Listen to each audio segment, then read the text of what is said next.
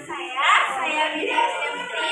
Saya dari Lulus 1 Desa Siregar. Saya dari Siregar. Selamat menyaksikan video kami. Perbedaan antar individu. Jalan cepat vs jalan santai. Aliansyah dan Saila adalah sahabat sejak kecil, tetapi mereka memiliki kebiasaan yang sangat berbeda saat berjalan pulang sekolah. Setiap berjalan pulang sekolah, Aliansyah selalu berkata, "Ayo Saila, kita harus cepat," sambil melangkah dengan cepat. Namun, Saila justru menikmati perjalanan.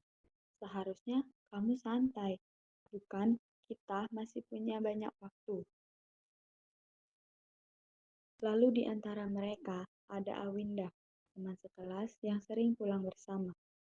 Ia selalu berada di tengah-tengah, tak terlalu cepat seperti Aliansyah, tapi juga tidak terlalu santai seperti Saila.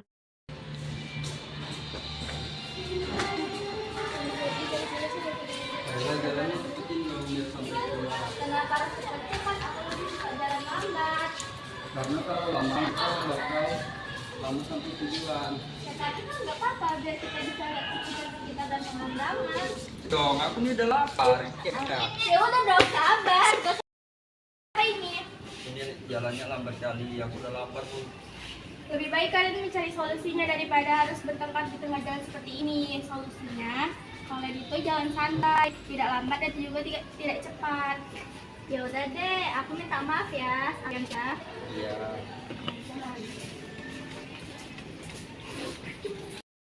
Mereka pun berdamai, menyadari bahwa setiap orang punya cara sendiri dalam menjalani sesuatu. Dan yang terpenting adalah saling menghormati perbedaan tersebut. Perbedaan kebudayaan. Makan dengan tangan atau sendok. Saat jam istirahat, ada dua siswi yang baru pertama kali menyantap makan siang mereka secara bersama-sama, Najwa dan Saila. Najwa berasal dari keluarga yang terbiasa makan dengan tangan, sementara Saila selalu menggunakan sendok dan garpu. Pada hari di mana mereka makan siang bersama di kantin, Saila terkejut melihat Najwa mengambil nasi dan lauk dengan tangannya. Aku makan di sini ya. Duduk aja. Kok kamu makannya pakai tangan sih? Kenapa? Kan lebih nikmat. Tapi kan jorok makan pakai tangan. Aku udah cuci tangan. Lagi pula ini udah kebudayaan keluarga aku. Ya sama aja tetap jorok makan pakai tangan. Apa sih maksudmu? Ya kan aku cuma bilang makan pakai tangan Ya kan jorok. ini udah tradisi keluarga aku. Kalian gak bertengkar sih? Ini nih dia orang makan pakai tangan pun heboh kali. Kan aku cuma ngasih tahu makan pakai tangan itu jorok. Udah jangan bertengkar. Mau gimana pun cara makannya, mau pakai sendok atau tangan itu sama aja.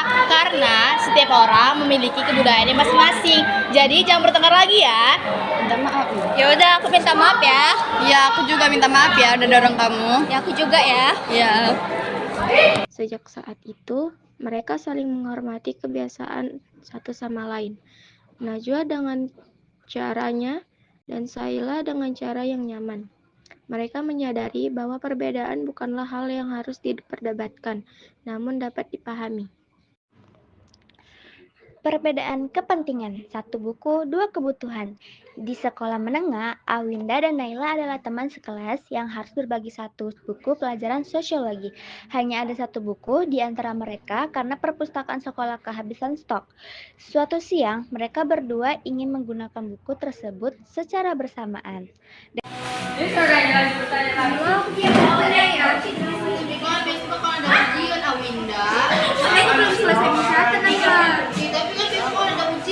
Jadi aku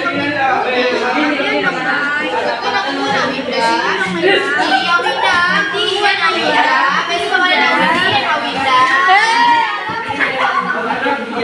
Ya nih Awinda. Tapi besok ada ujian. Ya udah kalian cari aja.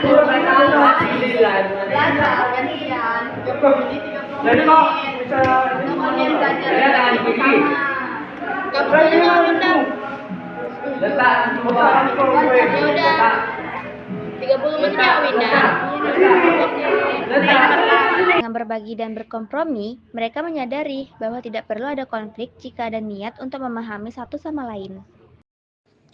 Perubahan sosial dari buku cetak ke pembelajaran digital. Di sebuah sekolah menengah, siswa-siswa terbiasa belajar menggunakan buku cetak dan mencatat di kertas. Guru akan menjelaskan di papan tulis dan mereka menyalin materi ke buku masing-masing. Begitulah cara belajar yang sudah berlangsung selama bertahun-tahun.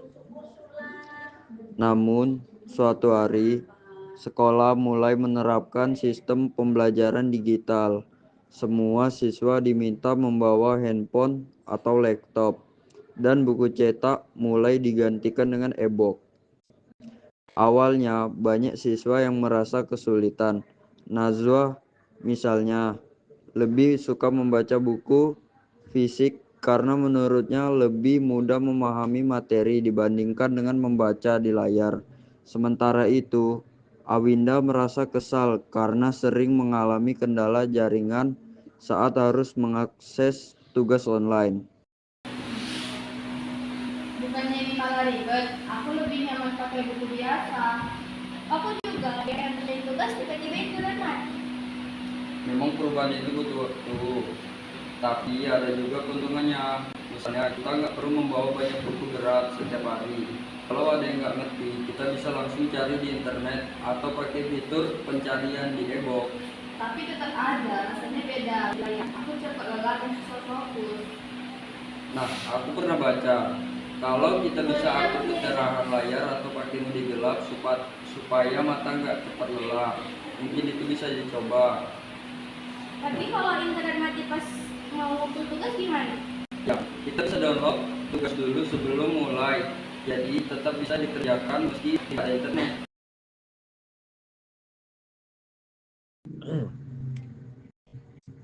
Pada akhirnya, meskipun awalnya sulit dan penuh tantangan, perubahan ini menjadi bagian dari kehidupan mereka di sekolah. Mereka belajar bahwa adaptasi adalah kunci menghadapi zaman yang terus berkembang.